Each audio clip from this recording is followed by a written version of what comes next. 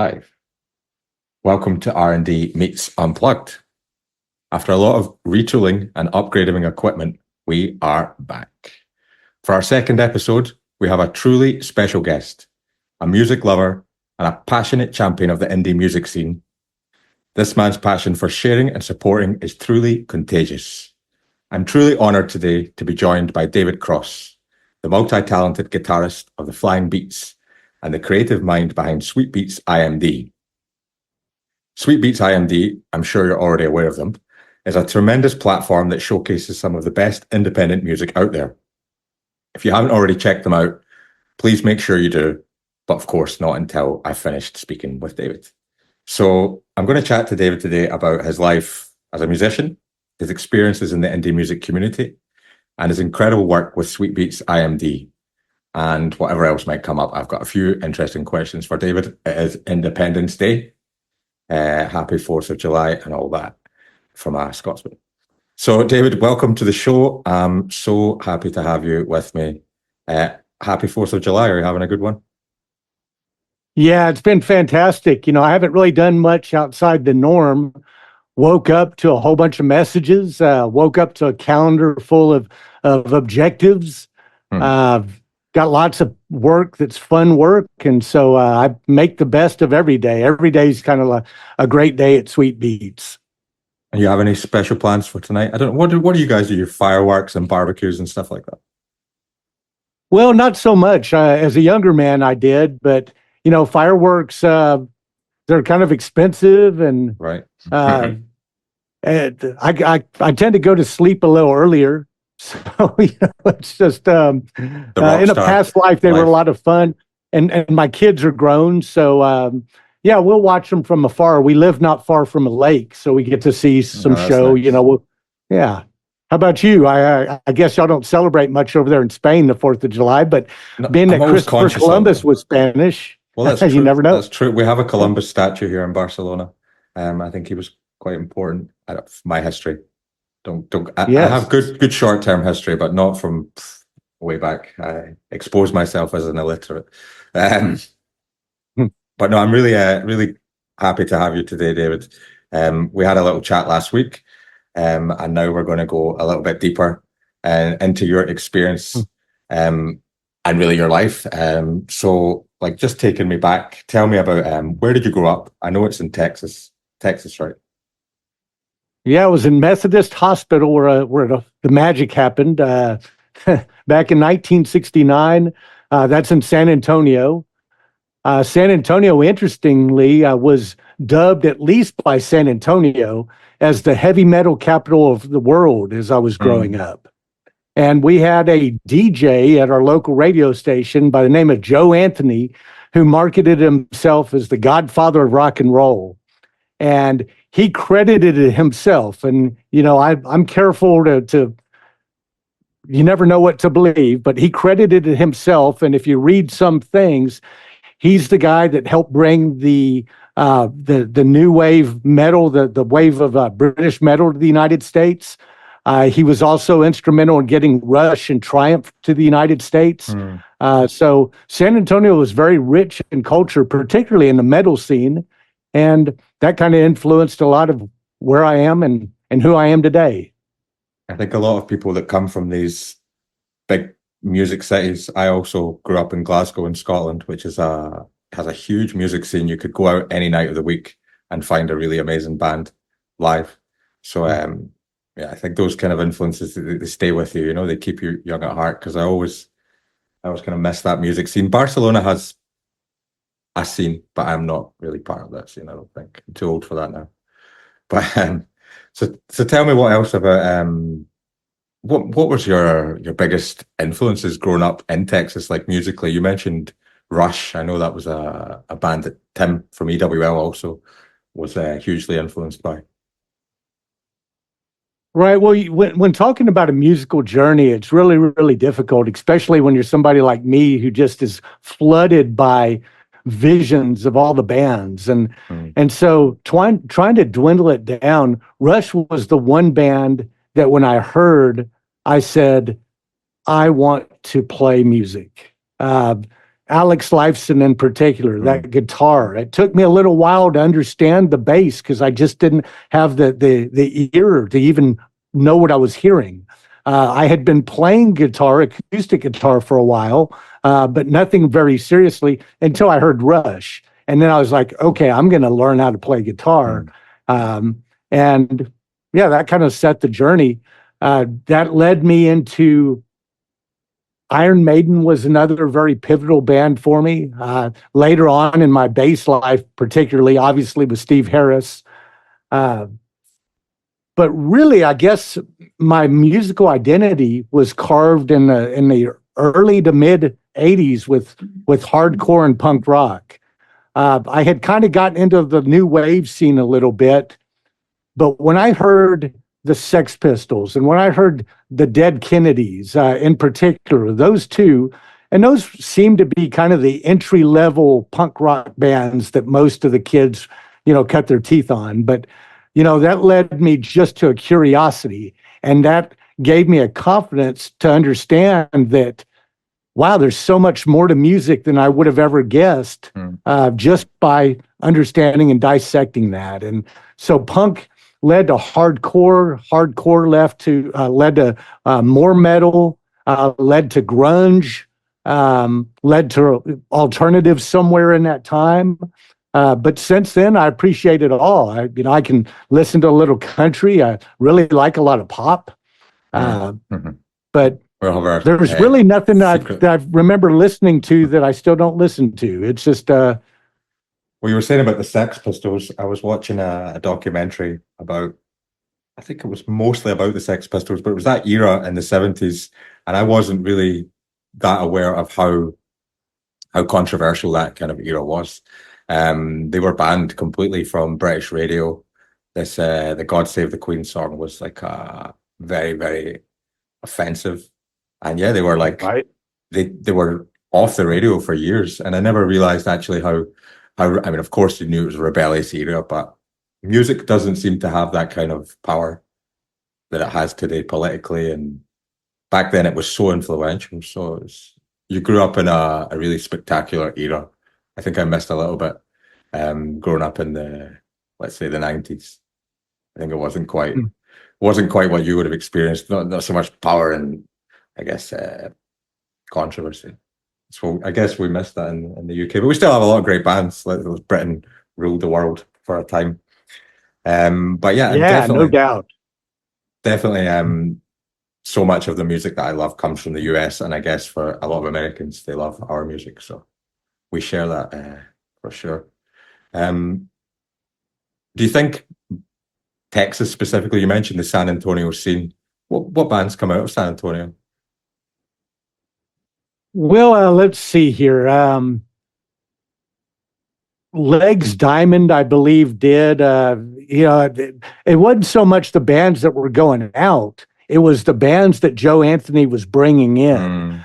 We had concerts after concert. It was like, if you looked on the rosters of all the different cities that the big bands toured in, if it was metal, San Antonio, which wasn't known for much other than maybe the Riverwalk and the Alamo, was always on their stop list. So we got it all. We were never missed. Dallas was always a given, but San Antonio was a must. And so just thinking of like those T-shirts that you would always see on the back of the T-shirt, all the cities, San Antonio was always a prominent one. It's true. I remember. Right. But when you say San Antonio now, I think of Spock. Ever since San Antonio's punk band, a shout out for them. We love Spock. I think we put them on the playlist. Yeah, Ernest is a sweetheart of a dude. Good They're really person. Nice guys, no? And they have a great story that they got back together after like a long time broken up or not doing music. So I think that was so cool. I read that. But no, Texas. Yeah, to listen how they've grown too is really fascinating. Also, yeah, I really, really appreciate them. I think again that thing about the presence, the social media presence they have is like very positive. They're really supportive guys, really uplifting people. So I think it's so important if you're trying to grow yourself as an artist, like to showcase who you are. They are one of the best guys at that. I really like those guys. Yeah, Sorry, I've I'm had the a luxury of teaser. working with them for a little while, and yeah, it's a great relationship. I haven't hung out with them yet, which is odd. I get down to San Antonio semi-frequently, Mm. but typically, it's like I've got an elderly father down there, so I spend most of my time, spending what little time he's got left, and There's so it's hard to kind never of enough time harmonize. for anything, no? It's like, No, not really. You got to make time for the positive things in life, and that's what I try to do, and it works fairly well. I'll tell you this: I'm real excited though that Spock and Fraz hooked up. yeah, When Fraz comes into Texas, that's going to be we're so jealous that's of going to be the this. highlight of 2025 for me. I mean, I love Andy from the Fraz band and He's Ernest, and another super nice we've guy. already said we're going to hang out. Uh, when they get up to Dallas, I'm hoping to bring them all over to my pad and have a jam, and Awesome. who knows, maybe we'll even be able to sneak in a gig with them. We'll see. It's so cool. They're another really nice bunch of guys. Andy is super nice always on social media. And something I wanted to, well, obviously you've got so much to tell me about, David. I know Yeah, obviously you're the bass player in Flying Beets, right? very, very true. Yes. Tell me the Flying Beets story. I'm sure everyone wants to know how you came together and what you're doing now. I was helping out a friend. It was actually my brother's friend. Um, my friend's brother. I'm sorry. Yeah, it was my friend's brother. And he wanted to get some music organized. And so I said, okay, yeah, I'll learn your songs and I'll play with you. Well, he kind of talked me into playing some live shows, which I really didn't have a lot of interest in, or at least I didn't think I did. Hmm. And so we played our first show, and opening was this singer-songwriter by the name of Nathan Waller. And having been out of the live music scene for so long, I didn't know who Nathan was. I didn't know who many people were, right? And so we played, and well, I guess I need to back up a little bit. It was sound check. And as soon as he just opened his mouth singing, I was sitting there with my drummer, and I looked at him and I said, that's the guy right there that I've been waiting my whole life to play with. Oh my God, listen to him sing. And Mike, the drummer at the time, was just like, yeah, no doubt, right? Well, I was serious. So after the show, I talked to Nathan and I said, man, I'm just super blown away. I'm like awestruck with you. Who else do you play music with? And he says, oh man, I'm over and done with that. That was a past life. He says, I've done it, most of that. Right now it's just me and my beat up guitar. I don't have to worry about helping with drums or bass players with attitudes or anything like that. I just show up and I do my thing and then I get to go home. And so I was just like, oh, right. So Denied. the next 3 or 4 shows that we played, he was opening up. And so that opened the door for us to become a little closer, and we developed a friendship. And I think what really solidified us is I had read a book called The Music Lesson by Victor Wooten. And it was so transformative to me that I asked him, I texted him and I said, hey, I want to send you a book. For some reason, I think you'll appreciate it. So I sent him the book, and he came back and he says, oh my God, yeah, this book's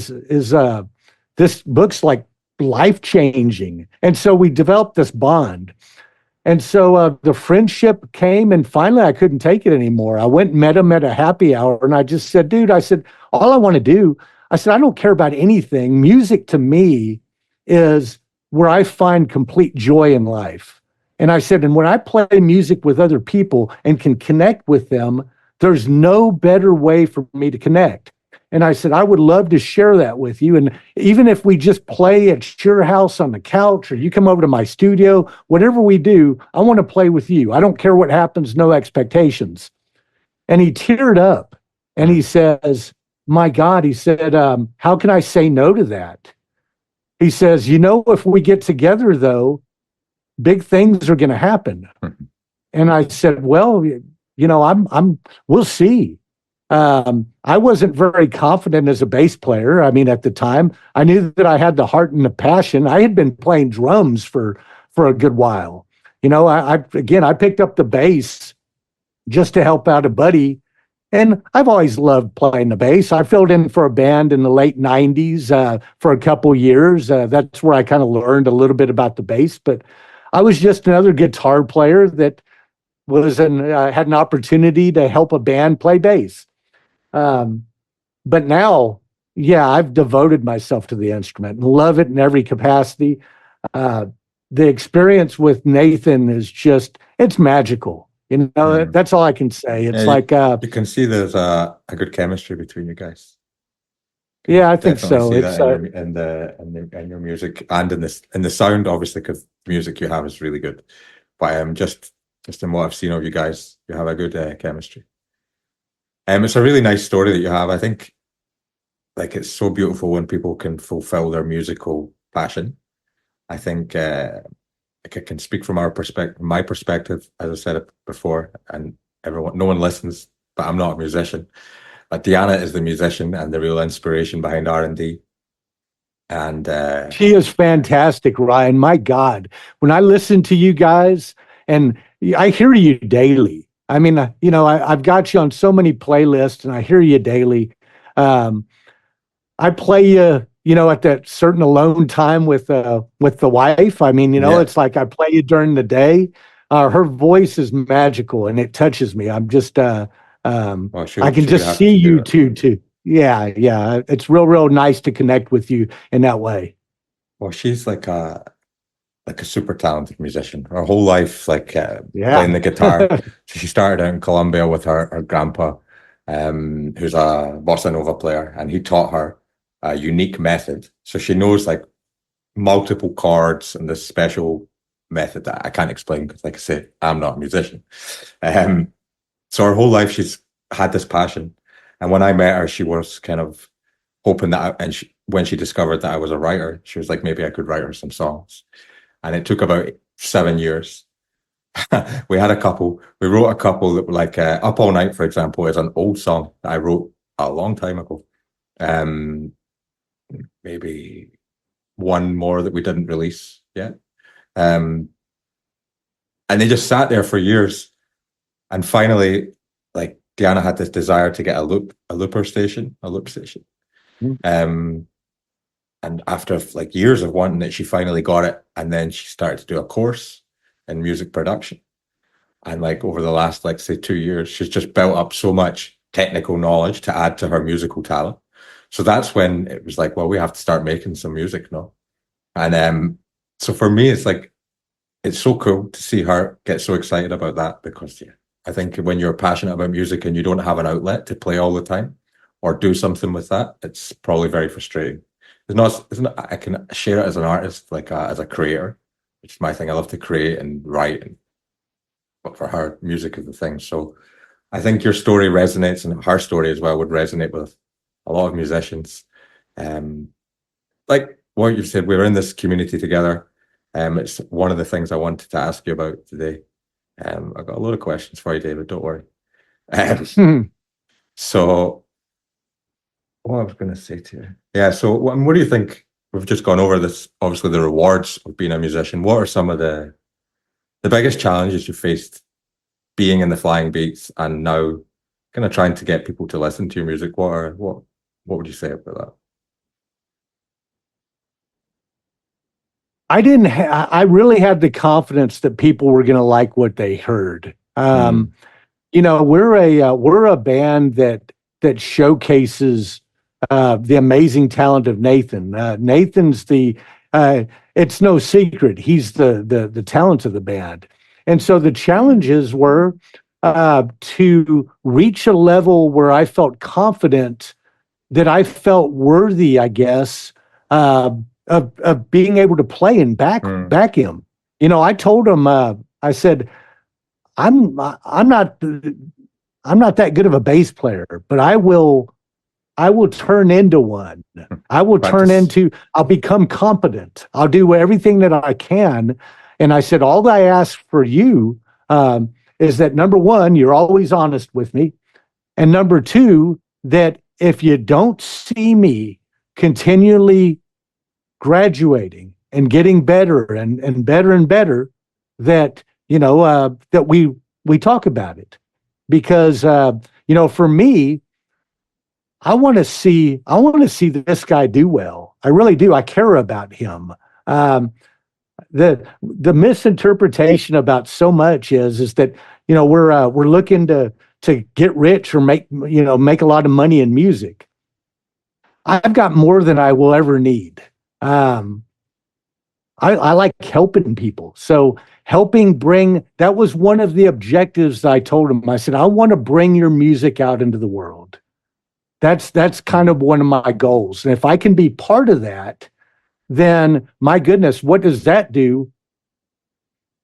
I want to leave something that's meaningful for my daughters.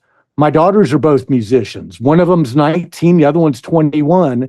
And they're very, very talented. And I want them, that when I'm gone, I want them to be able to hear these songs that they've heard me play 1,000 times and have the memories, because I'm just crazy about them. I love them to death. But yeah, that was my goal. I wanted to give them something that was tangible, that they could take with them forever, to remember me by. And so doing that and sharing that with Nathan just makes it all the more special. So to answer your question, the biggest challenge is I think self-confidence. Yeah. And I've been battling that, but I've reached a point where I feel very proud, and I feel confident. We just got out of the studio, and wow, that was such a good experience, because when you go in, it's always been my expectation to be able to know the songs and the material so well that you can nail it in a take, and that's hard to do. Evidently, that's hard for anybody to do. And so the fact that I was able to get all of my bass parts, and my bass parts really grew this time around, because our first releases were a little bit more basic. They were the 3 songs that we had been playing since day one. But these last 5 were a little bit more musically diverse. There was a lot more modal type action in the bass, a lot more movement. And so being able to do that and walk away with such pride was a huge accomplishment. And now I feel like I'm ready for the world. It's like, if you guys find a good place for us to come to play in Spain, where it's worth our while. What I mean by that is that we'd like to play for a crowd. That's the money's not. We just want to share our music, and so keep us in mind. We're ready to come. Barcelona is, like I said, it's a party town, so they're always looking for music here, and there's a lot of big stadium gigs. They're renovating the stadium here to make it 105,000 capacity. Whoa, yeah. And you know who the sponsor is? It's Spotify. It's the Spotify Camp Nou, the new stadium. They're like the Barcelona, the soccer team. So the stadium's been closed for 1 year while they fix it, and now it's like a $1.5 billion something arena. They say they want it to be one of the best in the world, but I've seen the stadiums in the US, and they're like out of this world. You seen this one in Las Vegas? The dome, the new dome? No, I don't watch TV much anymore, and I'm kind of unplugged just because it's so depressing. But yeah, I'll have to check it out. I can imagine that your TV is a little bit depressing. We'll come to that later. I'm going to come back to you on that. What were we speaking about? I lost my train of thought there. Oh, well, community. You're talking about community, and that was a good segue. So I mean, you should really tell me more about the Sweet Beats platform, because I know obviously. Well, actually, let me come back to that, because what I wanted to say was about I remembered now. I remember it's a podcast, so I can do that. You spoke about confidence, and this is something I think that all artists struggle with. Like, for sure, there's some super confident, egotistical guys out there who think that they're God's gift to the world, but in reality, most of us are like, no one's going to like my music, or everyone think I'm like substandard, and we all face this. And then like me and Deanna are kind of similar in that respect. One day we'll think we're brilliant, and the next day we're rubbish, and that's it. So it's like this wave of going up and down, and it's something we try to level. I try to stay level, try as much to stay on a level playing field and say, yeah, we're okay, we're quite good. Because that those ups and downs are quite exhausting, I would say, as an artist, and you feel that rejection sometimes, and then you get, like, for example, when someone like you leaves a positive comment, you just feel like on top of the world, like, wow, we're gonna do something with this. So that is definitely something that I agree with you that it's a struggle, confidence. But with Deanna and the lyrics that we wrote, I thought, well, we've got a good chance here. These songs are not so bad, Like I listen to the radio sometimes and it's rubbish. So yeah. But what I was going to ask you about obviously was Sweet Beets. Tell me more about what was the inspiration behind creating this platform? I know you've got 5,000 followers almost, I think, now on Facebook, and it's super popular. So tell me more about it. Well, it all became an accident, really. I wanted, being new to an online scene, I've never been part of anything. And when I saw the love and just the positivity of the indie scene, I just couldn't believe it. As a matter of fact, it took me a long time before I even had a negative experience, which just, it was unbelievable. I had been part of all kinds of different other groups, bass player groups, drummer groups, guitar player groups. And inevitably, there was toxicity everywhere you turned around. Somebody was bad-mouthing somebody here or trying to show them up, or, the most ridiculous things. And I was just like, yeah, this is a waste of time. I came here to share music and the beauty. Well, the indie community gave me the opportunity to do that. And so, not really understanding how things worked, I noticed that a lot of the band pages kind of looked the same. And it was really kind of hard to differentiate what was happening. And I thought, well, this is interesting, but the Flying Beets, we've already got a following, on Facebook. It's not huge, but we've got a following. And this is a fan page. This was for our fan, and we never looked at indie musicians as becoming our fan base. All we wanted to do was share music, as a thing. So that was never our intention, was to bring, the indie community in. It ended up being a great opportunity, but, I wanted to learn from people. I wanted to see what was working. I wanted to network and find out, hey, I want to play in Barcelona. How do I get over there? Mm-hmm. I wanted to find out who's going to be traveling to Texas, and that's what I was looking for. So Sweet Beets became where I said, okay, Sweet Beets is going to become the promotional arm of the Flying Beets, because I wanted to try to keep the Flying Beets page pure for our outside of the music community fans that were coming in to get information about us. Well, we've had a long run with very little to offer. So, that whole, we haven't put out a release in months. It's so exciting that we're finally going to be able to do one here in a couple of weeks. But we're excited as well to hear more music. Oh, yeah. That's why I said to Deanna, I was like, we need to hear more from the Flying Beets. Not enough, but I know this is the problem with doing so much other stuff. It's like you start losing time to do music. We've been sidetracked by like 14 different projects while we're still trying to finish our latest song. It's a struggle. Yeah. Well, ours was a little different. We didn't know. We didn't have any grand aspirations initially. Again, it was all I wanted to do was hang out with them in the garage. That's all I cared about. But as our shows were well attended, as people were getting excited about us, that's when we decided, well, let's go on and make a 3-song EP, just for posterity, really. Because again, I wanted to have something for my kids. Well, once I started realizing the power that of social media and Spotify, it dawned on me, wow, I want to be heard. I want people to hear us. How do we do that?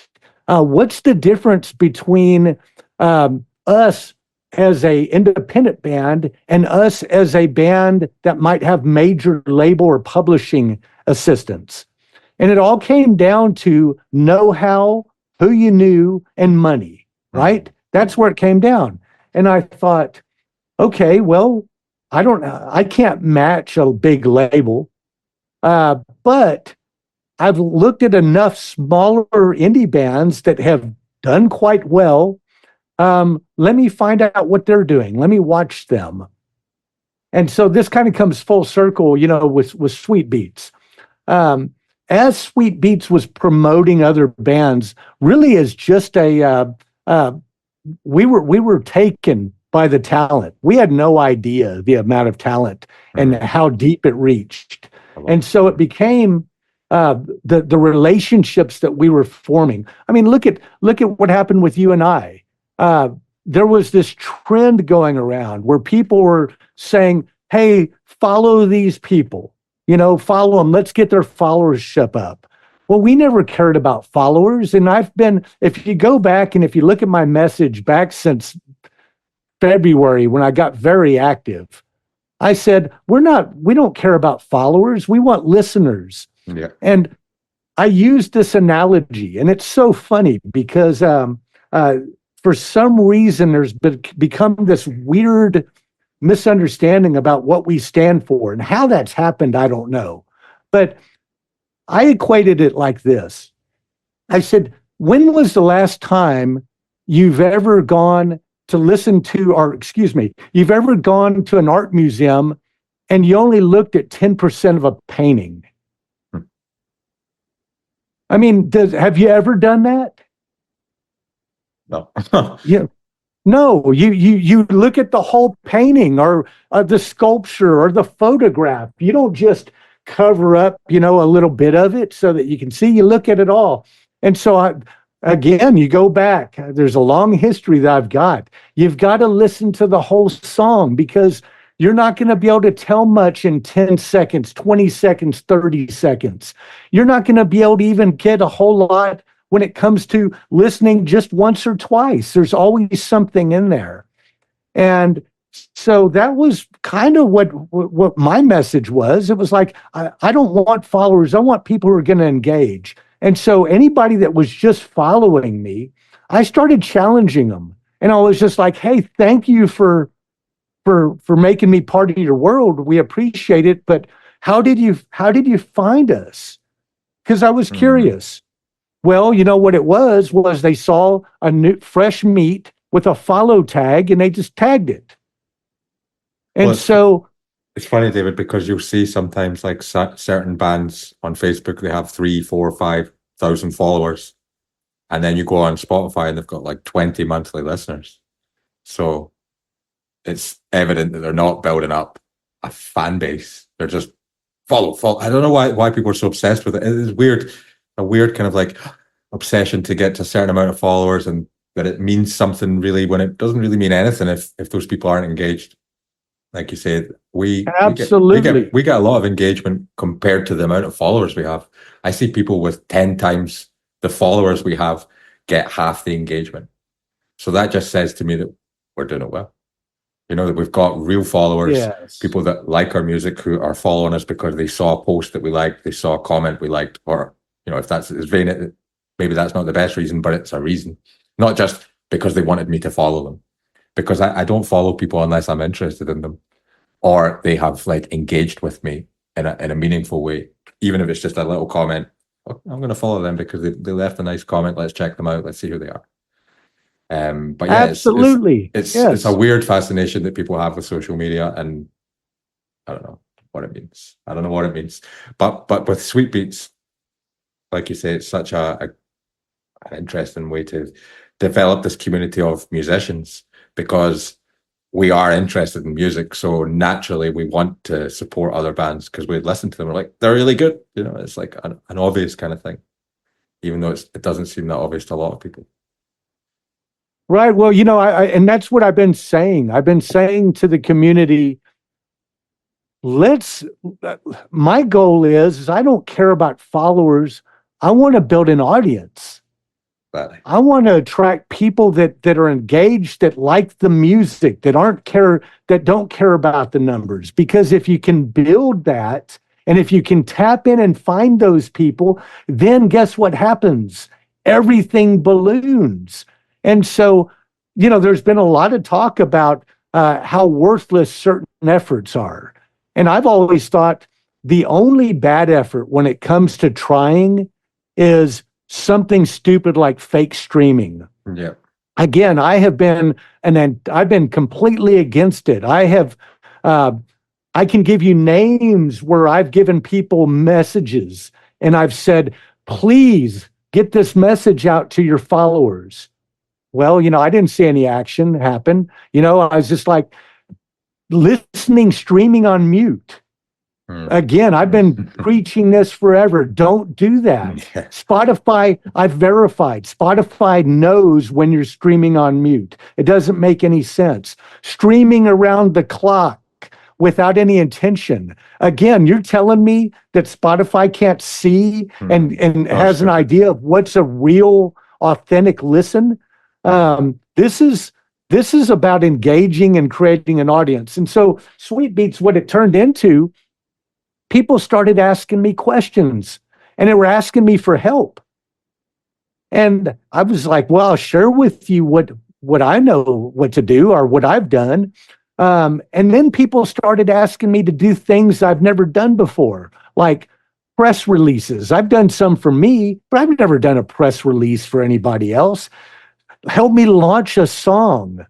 And I was just like, man, I don't know who you think you're talking to, but I've never done that. That's not even on my radar. And I was told, no, but you seem to have some instincts. And I think that you would be good at it. Would you help me? And I said, well, you know what? I love to learn. And if I can help you and learn, then maybe I can help somebody else.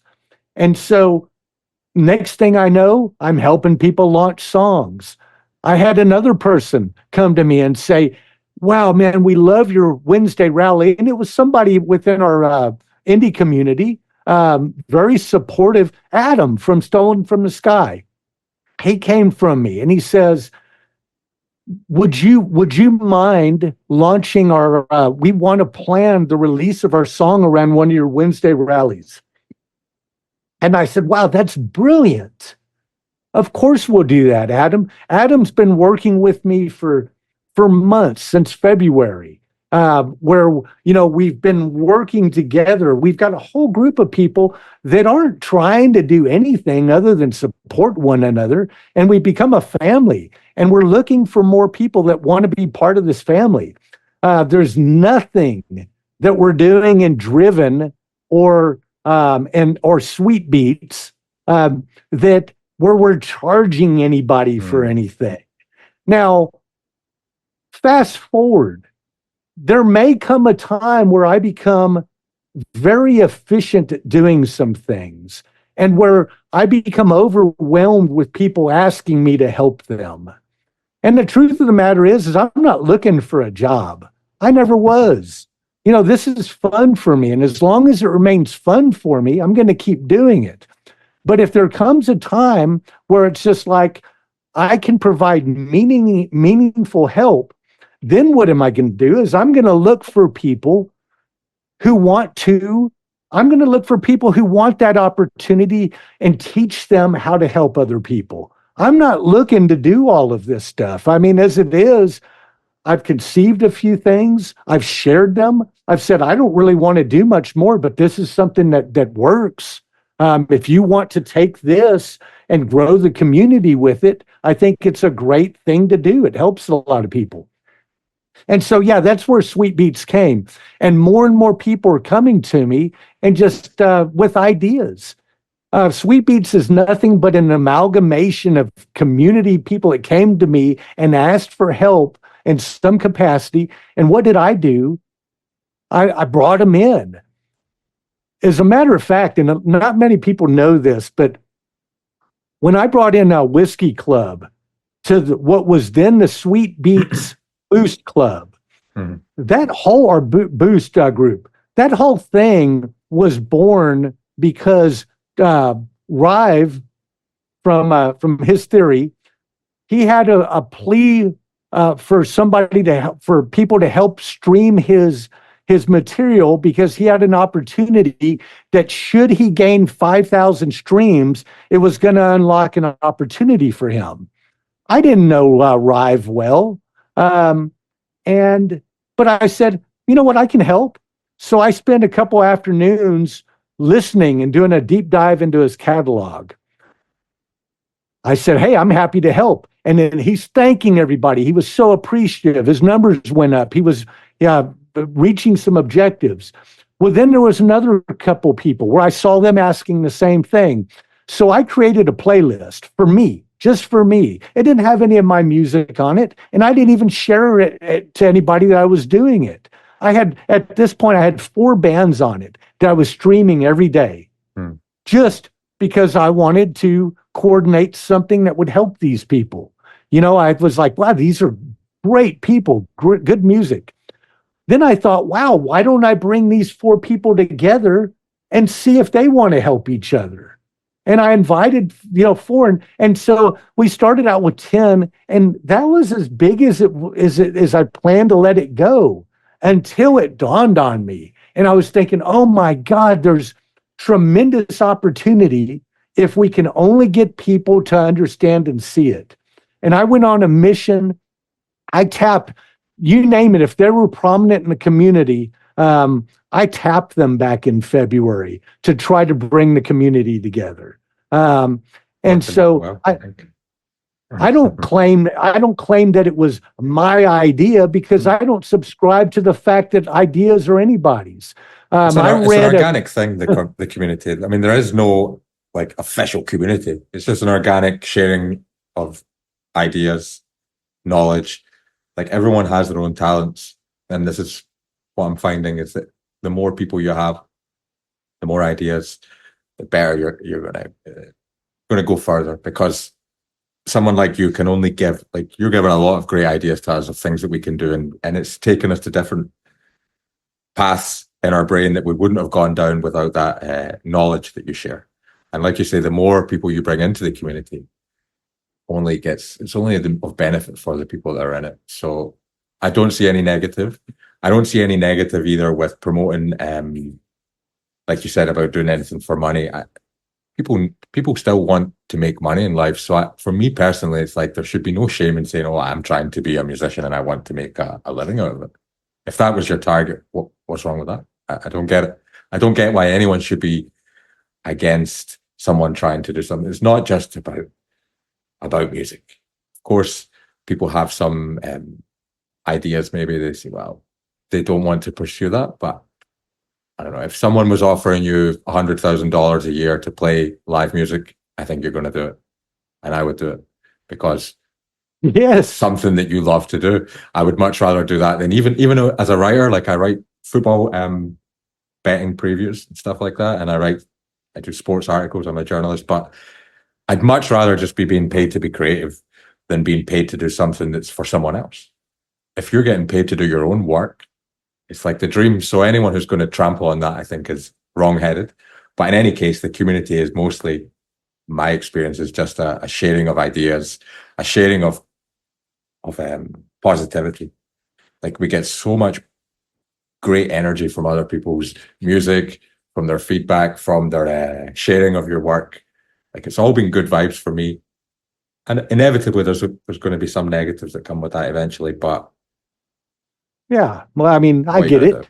It's there's always doubters, there's always critics, but I think generally it's an amazing community, and what you're doing on the platform, I know from our numbers on Spotify, just what you've helped us with the playlists, to get more people hearing your music, and it's organic. It's an organic thing, because I can see it from the statistics of how people listen, who's listening, and it's real. It's not manipulated. So that's a really incredible thing. And so why would people be against that? And it's again, I've just come into this music world, and everything I'm gaining in knowledge and I'm learning quickly, it's like common sense. So it's just great to have that sharing of knowledge, like I don't know why anyone is against that. And like we're all coming together so quickly, and there's so much friendship, and it's a beautiful thing. So I don't know why anyone has their doubts, but I don't want to focus on the doubters, because what you're doing is really good. I mean, I got to so tell you something funny though about this. yeah, tell me. Just the funniest thing is that we've grown a lot as a group.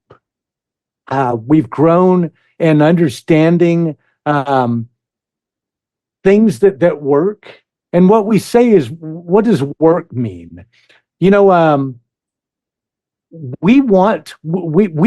making music for a lot of reasons, but a lot of us really want to share it, right? And streams don't interest us. We want listeners. That's the whole thing. We want people to hear us.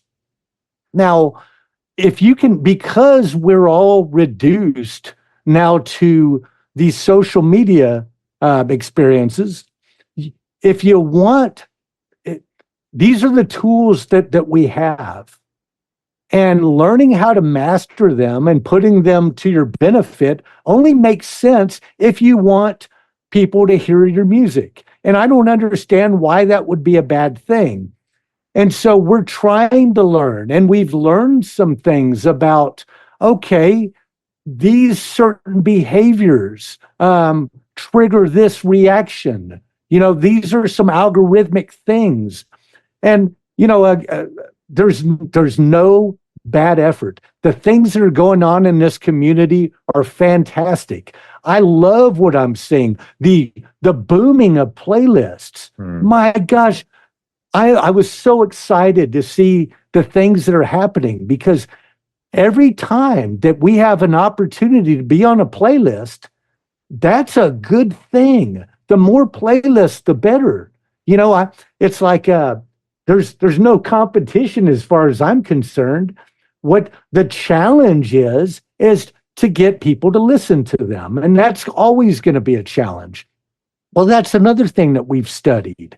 How do you get people to listen? And, it really comes down to time and patience and engagement. And the people who are most vocal, they're doing the right things with that. They are growing the community. They are sharing and engaging. So, my hat's off to the community. It's a great time to be here now. And our efforts, we just love what we're doing. Triggering, whether it's algorithmic activity on Facebook or Instagram or wherever it might be, we all want that boost. And if we can learn how to catch these waves, then again, the question comes down to, why wouldn't you? I've heard a lot of artists that seemed like they were in despair. And the conundrum is that never was there a time that people could only put all of their energy in just music. Even if you go back to the old models, the bands, I know I lived it really, really heavily in the 80s and 90s. You had to rehearse several times a week. You had to play at crappy clubs every weekend, sometimes twice a night with very little pay. Music equipment was expensive. Vehicles were crappy because we were poor.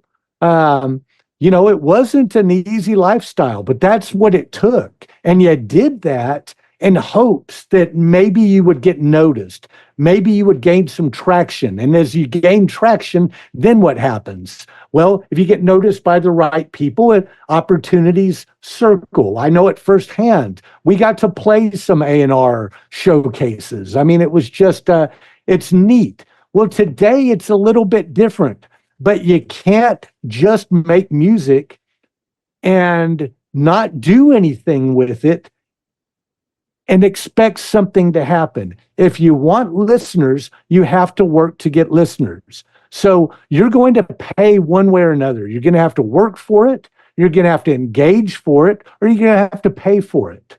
That's the bottom line. At Sweet Beets, we're developing a community, and we're sharing all of the knowledge that we have about how to do this organically. Come join our group. Get involved in the. We're open to everybody. There's nobody that we're going to exclude. We welcome anybody that wants to come in. The only rule is that we need you to be positive. Stay positive. Don't be an asshole to other people in the group, and we're not going to have any kind of issue.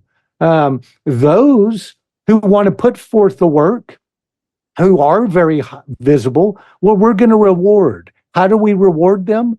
Well, we're going to get them involved in the community playlist. Our community playlists have stipulations. You must be present in the community and be supportive. If you want to be promoted on our community playlist, you've got to have a presence in the community. Now, if you're new to the community, I'll give you a chance, but we're going to watch. And what are we going to watch? We're going to watch to make sure that you're following other artists. We're going to watch that you're present in the efforts, community efforts, that you're supportive, that you are worthy of the community help. And when we say worthy, we're just saying, again, you're going to get what you put out of it. And so I love our platform. I love what's happening. We're not for everybody, and that's okay. I don't browbeat anybody who doesn't have any listeners or followers. And there's some brilliant artists that don't have either. And I'm telling you what, I can listen to their music and just let it roll through their catalog and just be like, wow. Well, you know what? They don't have the same ambition as maybe somebody else. I don't judge these people. It's not their, but when they complain about not having listeners, it's like, okay, well, maybe we can help you. But the only way we can help you is you have to be prepared to help yourself. And that doesn't mean that we know all of the little secrets and all that. We don't know anything. The only thing that we know is that we love people and that we bounce around ideas. We don't silence people, and we work hard to make a difference. That's what we know. So It's a great journey. And thank you for asking, and thank you for being part of it, Ryan. I mean, we're proud, both of us, to be part of it. What I was going to say is, I think in this era, we have more opportunity than we ever had in any era. The independent media possibilities now, with podcasts, with music, with sharing information and knowledge, has never been better. Maybe it was better 5 years ago, but it's more or less just as good as it's always been, in terms of being able to share content and share knowledge. And so a lot of artists, musicians especially, are not that clued up on these things. They don't know how to really get people to listen to their music. And this is something that you obviously have developed a bit of knowledge about. And I think that's what you're sharing with people. And people like me and Deanna, for example, we didn't really know a lot about social media, like Facebook for music, communities or stuff like that, or even playlists and Spotify. I have Spotify, but I was never involved in any of that. So all of this has been learning on the job, but in the past year or so. And so, yeah, it's just an incredible ride, an incredible experience. And I think so many people need that kind of help. And someone like you who's there saying, look, I'll help you. I'll get people to listen to your music. It's only a good thing. We need more of that. Because I think, artists struggle with this, like tech and stuff like that. And understanding social media, understanding streaming sites. It's like, it goes over a lot of our heads, me included. But at the end of the day, if you have someone clever like you who says, no, you should do this, you should do that. It's like, okay, I'm going to listen to you. I'm going to take your advice and be thankful to have met you, to be honest. Like without your knowledge, I think we wouldn't even be sitting here today having this show. Well, I think you've gone over everything that I really wanted to speak to you about Sweet Beets and Flying Beets. I don't know, how long have we been speaking now, David? That's almost an hour now. Oh yeah, I guess so. Wow, the time flies. Talking to you, so much fun, Ryan, and just the exchange of ideas. It's always a sincere joy. So thank you for having me on. It's been. I didn't even love it. Honestly, I couldn't even see a clock, but I just saw that it's like an hour. But no, I'm really enjoying speaking to you. I don't know if I had a lot of questions for you, David, but I don't want to. Well, maybe we'll follow up another time. Well, for sure we can mhm. have another podcast about some other stuff. And did you see one question? Did you see the debate? I had to ask you. The Well, Trump-Biden yes, debate. we had to. We're trying to get our oldest daughter to understand the severity of the problems that we face in the United States. And when you've got people who won't communicate, back in the days of in the United States, it used to be civil. There was a decorum that people had, and we've lost that in our culture, and it's kind of sad. But it is what it is, I suppose. I don't like to talk much about it. It's just I know I can depressing. understand. I'm not going to press you on it. I watched a lot of presidential debates. So I'm quite kind of I used to be really super interested in politics, but the last 10 years, let's say, have kind of sucked all of the positivity or interest, let's even say. At this point, but I still take a little bit of an interest when it comes to the debates. And yeah, I've watched a lot of them through the years, and it's true that they used to have so much reverence and even back in the 50s, 60s, politicians sounded like they were British. The American politicians sounded so posh and elegant. They had a British accent, and you had great debates. And then in the past you had a very small details that people would pick up on and say, oh, this was a terrible scat, like Nixon, I think, sweating. Maybe it was Nixon with the sweating. And now you just go to this debate and the first 5 minutes is like a circus. It's a circus. So yeah, it's a really terrible time for America politically. But then the UK is not much.